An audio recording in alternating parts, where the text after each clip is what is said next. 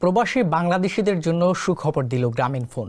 প্রবাসে থাকা বাংলাদেশিদের যোগাযোগের সমস্যা মেটাতে দারুণ এক সমাধান দিল দেশের শীর্ষস্থানীয় সংযোগ প্রদানকারী কোম্পানিটি। এবার বিদেশেও চালু থাকবে গ্রামীণফোনের সিম।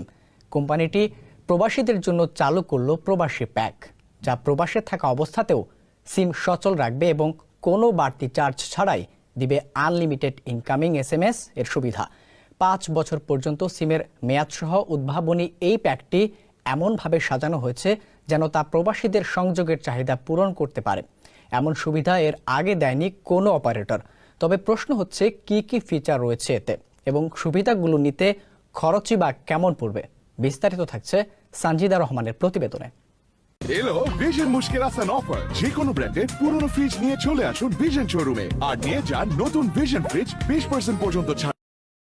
দেশের অর্থনীতিতে প্রবাসীদের ভূমিকা সবচেয়ে বেশি।